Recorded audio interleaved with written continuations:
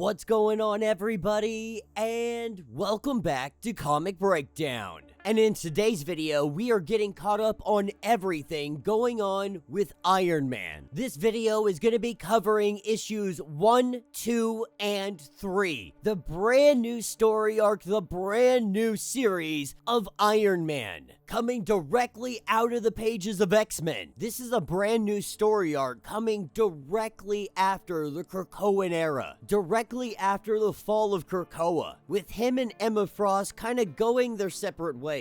He helped mutant kind defeat Orcus, and in the process, he had picked himself up some Mysterium Iron Man armor with anti-magic properties. And the Mysterium being one of the strongest metals that have ever existed, it's arguably Iron Man's best suit. But when AIM and Roxxon team up to try to take down Stark Unlimited, not only is his Mysterium suit in jeopardy, everything that is Tony Stark is at risk. This is the beginning of the Stark-Roxxon War. Now, make sure you guys have subscribed to the channel, make sure that you like this video, and with that being said, let's dive into this breakdown. Alright gang, so our story starts us off upstate New York at a Stark Unlimited compound. Right now we have the workers. They're preparing to unionize. But these workers are met by two guards. These guards were paid for a very specific job. The two of them transforming into wannabe Purple Hulks. They cause chaos. They go rampant. They start hitting people. Luckily today, Iron Man was headed to this facility, with him showing up on site. It does make note that he is not wearing his magic Mysterium armor, his anti-magic Mysterium armor. And the reason is because this is nothing more than a routine check-in. In all honesty, he wasn't expecting a fight. Using his repulsor rays, he's pushing these guys back.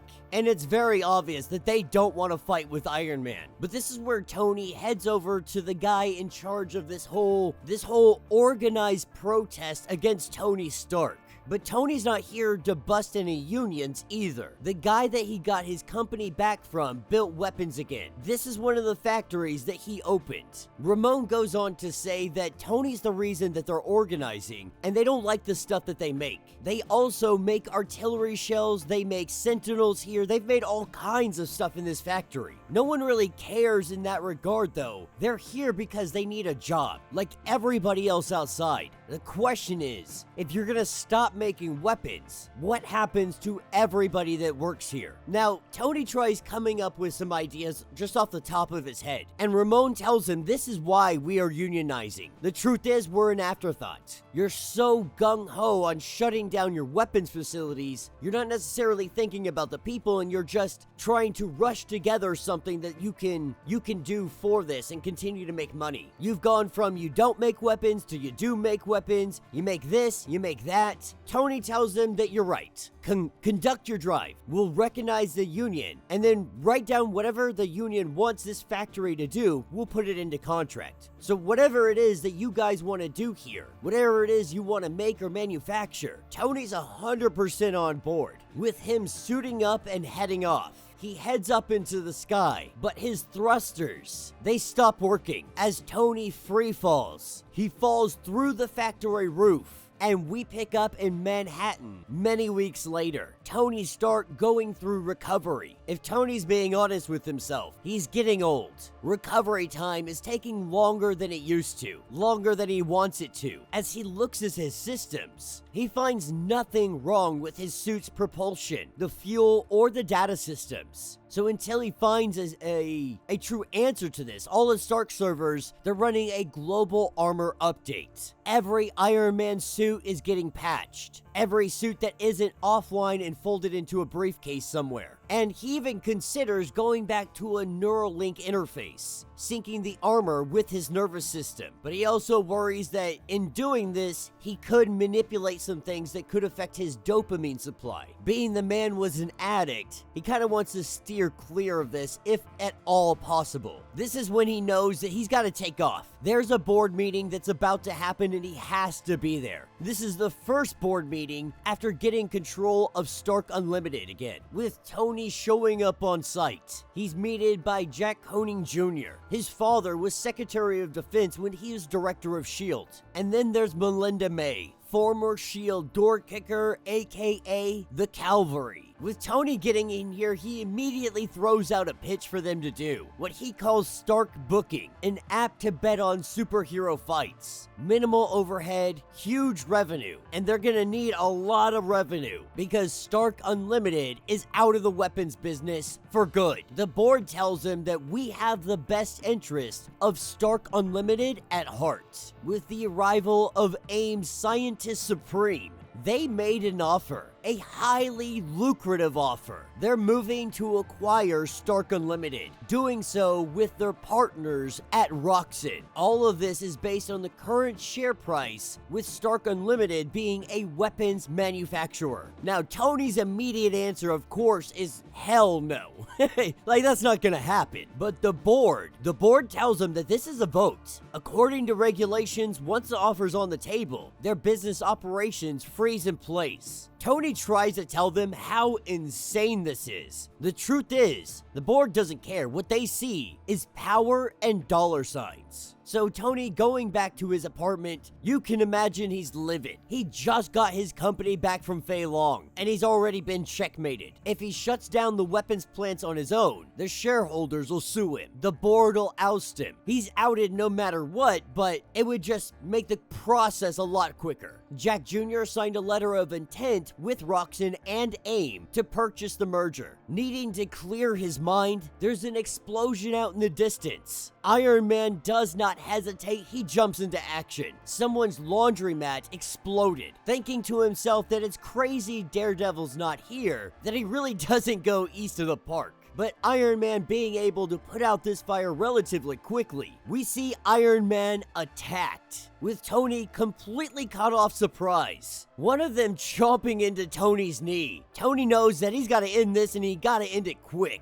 He drops the two of them down, but when he looks around, what he sees is cameras. They are streaming this. This is how they're trying to make money. They're trying to monetize the fight with Iron Man, but their boss told them to take a punch, so that's what they did, laughing at him, saying that you didn't even think about wearing your magic armor. Tying the two of them up, Tony takes off. This is when he finally pieces it together. Whatever shorted out his suit at the Sentinel plant, it wasn't mechanical sabotage. It wasn't malware. It was magic. That's why his diagnosis didn't catch anything. This is where he goes to get his Mysterium suit. But when Iron Man gets here, he's met by the Hulk wannabes. Knowing that he's got to put him down quick and get to that Mysterium armor. This is where he is met by Justine Hammer. She was thought to be dead. Iron Man, he's now confused, trying to figure out what the hell is going on, informing Tony that Roxxon has some very powerful allies in another dimension. They brought her back.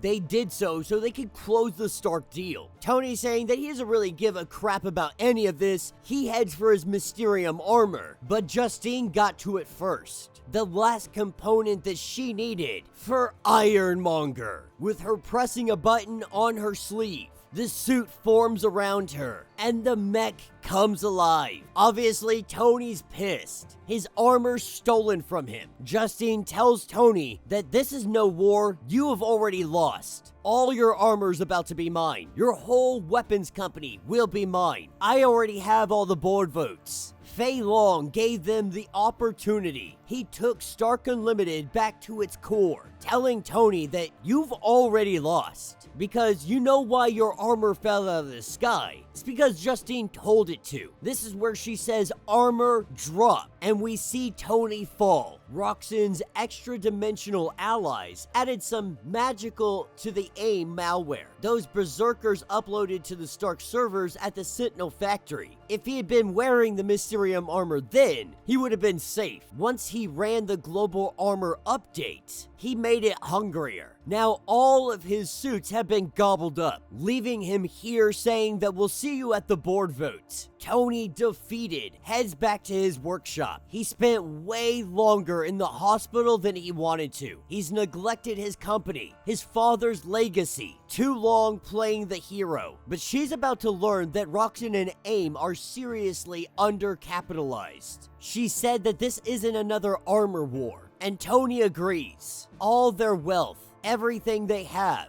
he's gonna burn it down to the ground. This is the Stark-Roxanne War. This is what takes us into issue number 2. We're picking up with Tony Stark creating a new armor. Since essentially all of his armors have been compromised, he had to build something a little more analog, a little more steampunk. Picking us up in the desert, this is where we get a glimpse of it in full view. A new temporary armor until he can sort this whole situation out. Right now, he's having a conversation with Jack Jr. At the same time, we're also seeing some things pick up in the desert. Tony's really trying to get Jack Jr.'s vote, trying to convince him that this is all a bad idea, that Roxanne's infrastructure, it has enormous vulnerabilities. But at the end of the day, Jack Jr. is voting for this merger, because with Roxanne, they'll corner the world's energy markets and arm markets. With AIM, they'll be able to design the future. That is the big picture that he is looking at. Picking up with Melinda, this is Tony's next visit. A pipeline was recently attacked, and she knows that Tony had something to do with it. They have footage of Tutara at the pipeline, but they don't have footage of Iron Man there. The running theory is that somehow Iron Man is sabotaging this because it's a Roxanne pipeline. Tony really wants to talk about the vote, but even she knows that she's only one vote, but she'll still be on the board, that she'll be some kind of break, working it from the inside, that's what she did with Fei Long when she was put on the board under him, saying that he had some truly perverse ideas that never made it off the drawing board. Now, this is where Tony goes on to let her know that, I'm sure you did everything you could, but while you were on the board, the Sentinels kept rolling off the factory lines. They were hunting, killing mutant children, women, men, that dismantling the machine from the inside hasn't really had the best track record. And he's not saying that she's Orcus or anything like that, but when the cavalry was inside Fei Long's boardroom, she didn't exactly take down Orcus. Taking off out of the office, he knows he could have left that better. He pretty much self-sabotaged the only vote that he had on this board. Currently in Aspen, Colorado, he heads off to AIM headquarters. As he approaches this place, he is met by Force. These two are getting ready to start just duking it out. But then Tony's invited inside. Our Scientist Supreme would like to have a conversation with him. Obviously, Tony, he wants to hear what she has to say. He's trying to figure out what the true intentions are here. She goes on to say that they're not trying to kill Tony or anything like that. I mean, maybe Justine Hammer is, but AIM is not. Saying that the Iron Man patents, that's what they're truly seeking. A value beyond money. But Tony goes on to say, I don't know what promises Justine made you, but there's simply no way Roxanne, no way Hammer is gonna let AIM control the designs of the armor, let alone the patents. She does say that the new company will honor Tony. But as Tony's listening to this whole conversation, he sees Dr. Druid. That's the traitor Justine was told about, asking for Iron Man's forgiveness, saying that he is not doing this by choice. Druid unleashes his power. Iron Man feeling like he is melting, he is breaking apart. Every fiber in his body feeling it. Torturing him mentally, going through everything, from his addiction to Emma Frost. And then he comes to. And everybody appears to be gone, all but Force. And when Force tries to attack him, Iron Man's trying to make a getaway. He's got a board meeting he has to be at in 45 minutes. One that is imperative he is at, because this is the vote. Force is doing everything he can to ensure that Iron Man doesn't leave. This is where Iron Man brings out his big gun. No repulsors is fine with him. He reaches onto his back and he pulls out one hell of a sword. The repulse sword is born, and Tony is no longer playing around. He blew up the Roxanne pipeline so that he could build a giant ass sword. Hopping over to issue number 3, we pick up with the fight. The two of them battling it out. Right now though, Iron Man's batteries are running low. His energy is running out. This thing has to be charged every so often. Being able to put force down long enough to make his getaway, he is able to make it to the board meeting just in the nick of time, showing up and plugging himself in to charge himself up. He's gonna say his piece to the board, saying that some of you have already heard this from me. Some of you are on the Stark board because a genocidal racist named Fei Long put you here. That Stark Unlimited stands for something. The boldness to solve problems, not manage them or avenge them. The old-fashioned ingenuity. They rise above and show what the future can offer. They make things. They don't acquire their way to growth. They correct their mistakes. They stopped making weapons and scaled up to zero-emission energies. Stark Unlimited has global strategic importance. Roxxon and AIM, they aren't just taking a company backwards, they're endangering the world. But he tells them, I get the sense that you know this. So know this, I can't stop you from voting for this merger, but sooner or later, I will stop you. Now, the board, they obviously get defensive, they obviously get angry. Like, you're threatening us with the Avengers now, is that what you're telling us? This is when Justine Hammer chimes in, saying that this has got to be difficult for you, Tony. But the closing details from their silent partner, membership of the Starkson board, guarantees access to a higher plane of existence, saying that she is living proof of their power. Roxxon worked with these benefactors to restore her from death. Tony saying that nobody's gonna protest this. Nobody has red flags. That he would advise against partnering with creatures from the Nether Realms who promise unlimited power. But he seems very obviously noticing that these guys, they've made up their mind. Power, money, success, they're all in. But to add insult to injury, they try to make Tony Stark strip out of his armor right here in the office. That the improvised armor does belong to them and it doesn't belong to Stark. Now Tony, he quickly recognizes this isn't an issue that's going to be solved in court. He puts on his helmet. Justine Hammer activating the Ironmonger. This fight breaks out, with Ironmonger picking up a car with people inside of it. Iron Man is seeing this as an opportunity. This is a PR victory, to say the least. Iron Man saving a family, while board members from his company are actively trying to kill him and other people. This is when he breaks out the Repulse sword, taking that sword and laying down some hate. He puts the Ironmonger down into the ground. But even that hit wasn't enough to keep it down. They continue to battle it out, inevitably Iron Man getting the upper hand. This is when Dr. Druid shows up and says that Roxxon's silent partner has summoned you. This is what takes us down into the depths of hell, down in limbo. Iron Man's asking Druid, what the hell is going on? Unfortunately,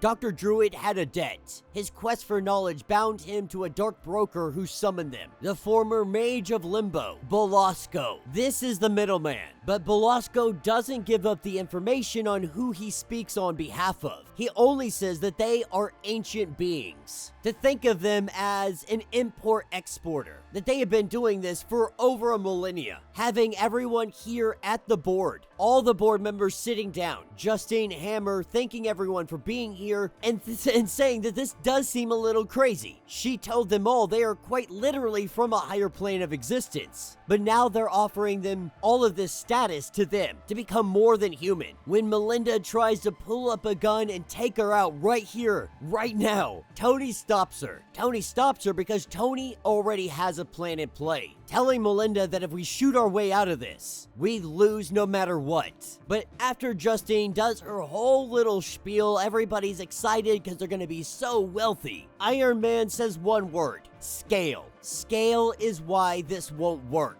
He's looking at the fundamentals here. Yeah, you achieve scale. You're just seeing what that means all wrong. Your kind of scale brings an Iron Man problem. It brings an Avengers problem. You're about to dominate the energy markets, the arm markets, and now apparently the soul poison markets. You have made yourself a global threat, the kind that Iron Man always stops. And he told you he was gonna stop you eventually. Belasco, of course, he laughs, like to pose that you could be any threat. He tells Druid, can you patch us through to your unfathomable clients? I'm sure they can play their version of prediction markets. Roxanne, AIM, and all their cronies always lose to Iron Man and his friends. You're asking beings on a higher plane of existence to bet on proven losers. So let me know how it works out. This is where Dr. Druid shows Belasco that many times Iron Man and the Mighty Avengers defeated them, informing the clients. Belasco contacts the Exalted Ones, and they withdraw their support.